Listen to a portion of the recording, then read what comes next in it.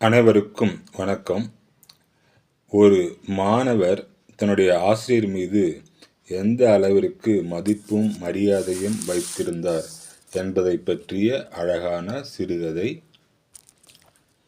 Alexander மற்றும் அவரது குரு மற்றும் சீடர்களோடு ஓரிடத்திலிருந்து மற்றொரு இடத்திற்கு செல்லும்போது ஓர் ஆற்றை கடக்க நேரிட்டது.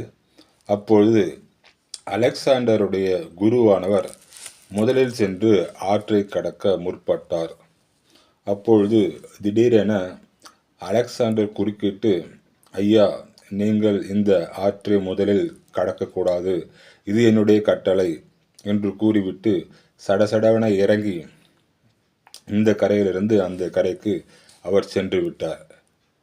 பிறகு அனைவரும் அந்த ஆற்றை கடந்து அக்கறை வந்தனர்.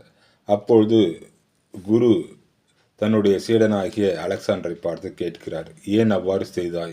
என்னுடைய கட்டளையை நீ ஏன் மீறினாய்?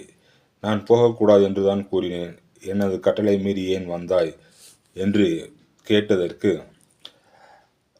அலெக்சாண்டர் இவ்வாறு கூறுகிறார், ஐயா, 100 மாணவர்களை நீங்கள் ஒருவர் உருவாக்கலாம், ஆனால் நாங்கள் 100 மாணவர்கள் ஒன்று சேர்ந்தாலும் ஒரு ஆசிரியரை உருவாக்க முடியாது. ஆகையால் உங்களுடைய பாதுகாப்பு கருதிதான் நான் அவ்வாறு நடந்து கொண்டேன். என் மீது தவறு இருந்தால் என்னை மன்னித்துக் கொள்ளுங்கள் என்று அவர் கூறினார்.